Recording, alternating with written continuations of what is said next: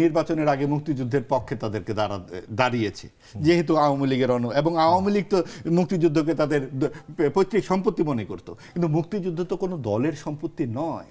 এইটা যখন মানুষ যখন বারবার এই জিনিসটাকে অ্যাড্রেস করছিল, তখনই কিন্তু বিএনপি পরিষ্কারভাবে দাঁড়ালো।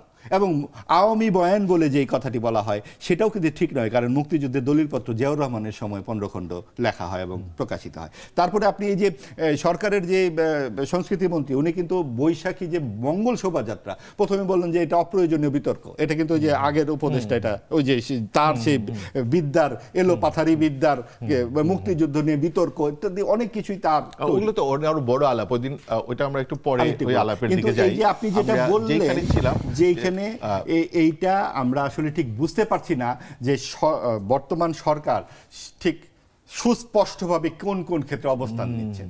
কারণ তারা যখন খলিলুর রহমান সম্পর্কে এত আপত্তি জানালেন, তারা চট করে তাকে কিন্তু পররাষ্ট্রমন্ত্রী বানিয়ে ফেললেন। সম্ভবত ডিপ স্টেট আছে। আবার যখন তারা এত স্পষ্ট অবস্থান নিচ্ছেন আপনার গান বাজনার পক্ষে, আবার দেখি তারা মঙ্গল শোভাযাত্রা শব্দটা কিন্তু আর রাখেনি, তারা চলে গেছেন বৈশাখী শোভাযাত্রা। এই অপ্রয়োজনীয় বিতর্কগুলো কেন?